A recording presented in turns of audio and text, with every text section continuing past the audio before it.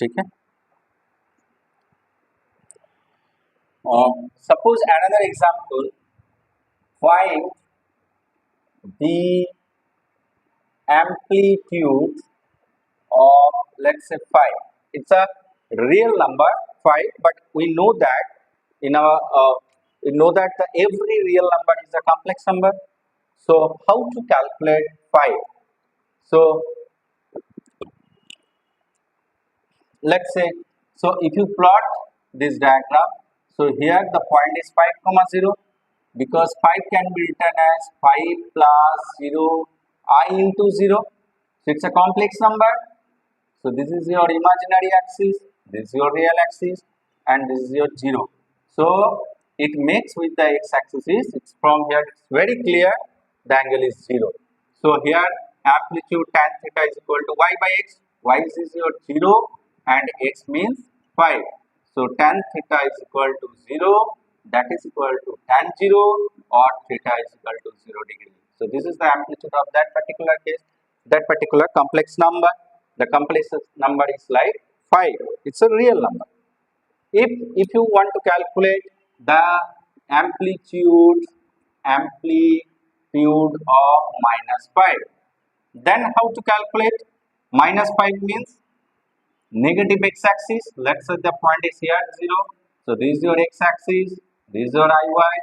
So this is the point OP. Then it lies on second quadrant. So 0, 90, 180. So from here you can say the amplitude is becomes tan theta is equal to y by x, and this is equal to 0. But this is equal to 0, it's not lies on first quadrant, it lies on second quadrant. So that's why we can write tan pi. Tan pi means tan 2 into 9, pi by 2 we can write, plus 0. 2 is even number. So tan 0 is become 0, minus tan 0 since it lies on second quadrant. So here the result is tan pi, or in that case theta is equal to pi. So this is the amplitude of that particular complex number or that particular real number. So what is the amplitude of -5? It becomes 180 degree. So in that way we can calculate the amplitude of a complex number system. Hope is it clear? Now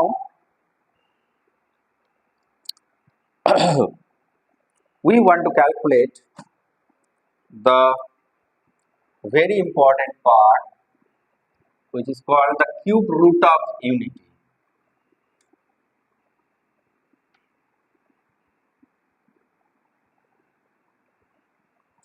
Right now we want to calculate the cube root of unity. Cube root of unity. That is, we want to calculate cube root of 1. What is the value? So to calculate it, first of all, let x is equal to cube root of 1. That means we can write x to the power 1 by 3. If you cube both sides, x cube equal to 1, x cube minus 1 is equal to 0, a cube minus b cube, a minus b, a square plus ab plus b square is equal to 0. So x is equal to 1 and x square plus x plus 1 is equal to 0. Applying Sridharacharya formula, minus b plus minus b square minus 4ac b square minus 4ac whole divided by 2a, or x is equal to minus 1 plus minus root 3i by 2. 1 minus 4 means minus 3. We can write it as, we need to use an imaginary number here. So the roots of this equation,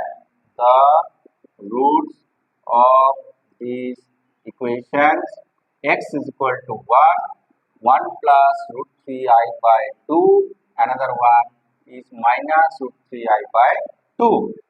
If we used a symbol which is called omega, where omega is equal to minus I root 3 by 2, then if you calculate omega square, that means square of both sides, you will get this value minus 1 minus root 3 by 2. So the cube root of unity, therefore cube root of unity is 1, another one is omega, and another one is omega square. So this is the cube root of unity, which is a very important. We can solve many problems using omega.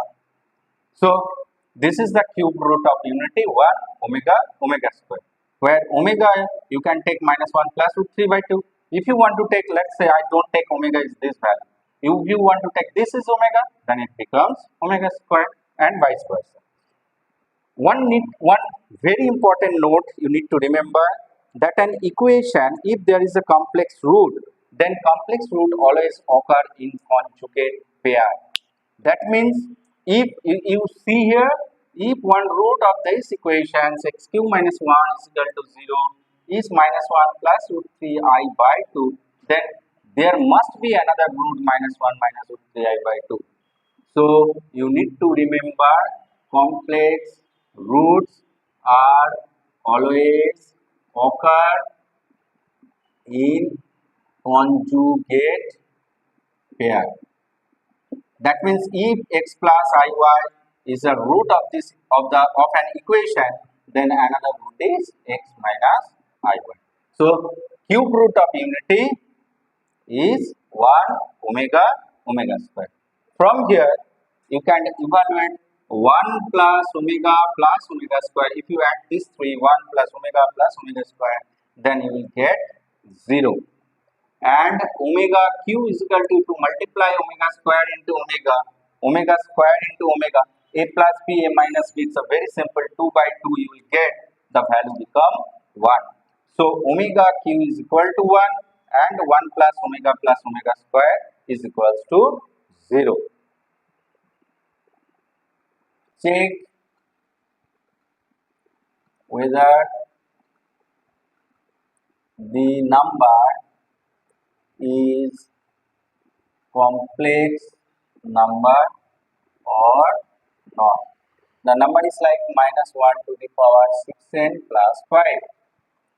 So this number can be written as minus 1 to the power 6n into minus I to the power 6n into minus I to the power 5.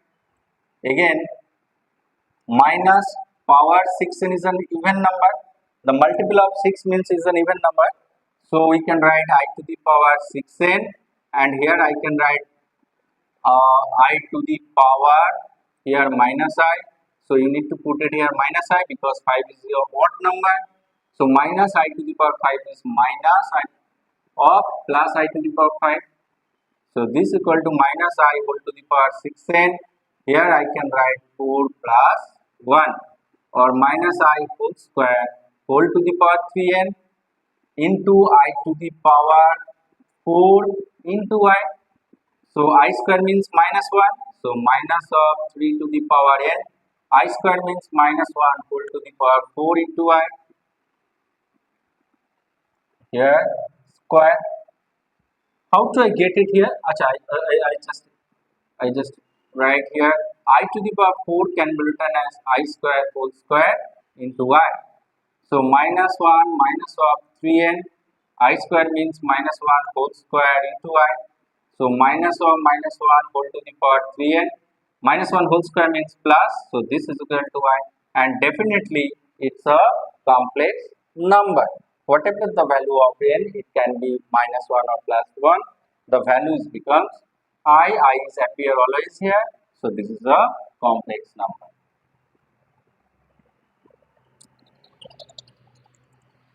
Our next question is, suppose example, find the value of I to the power, I just put randomly, let's say 337. How to calculate this kinds of how to calculate the value of I to the power 300. So our next question is, find the value of I to the power 337. So 337 you need to first divide it by 2. 2 ones are 2, 13, 2 6 are 12, 17, 8. So we can write remainder is 1. So that means we can write I square whole to the power 168. I square whole to the power 168 means you will get already 336 dot I. That means I to the power 337 can be written as 336 plus 1. Whatever the value here, you always that particular power, that particular value is divided by 2. And note down, if here remainder is 0, then you need to put it here 0. If something is remainder, let's say 1, then you need to put it here the previous value 366 plus 1. Why I write this? Because we know the value of I square. I square equal to minus 1 into I. Minus 1, 168 is a positive, is an even number. So that's why 1 into I. So what is the value here? I. So therefore, I to the power 337 is equals to I.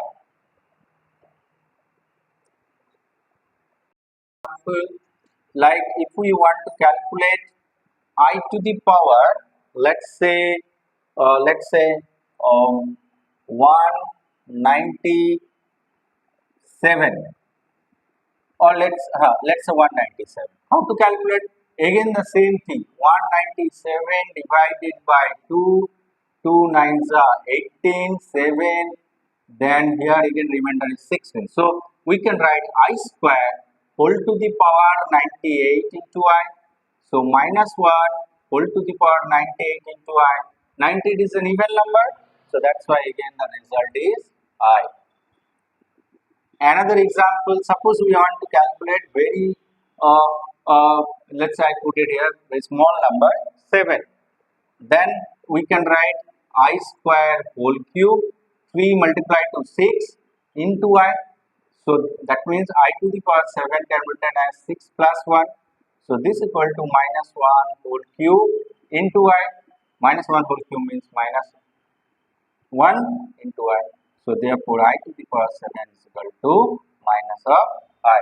So in that way calculate any kind of power, the I to the power anything, you can calculate it easily.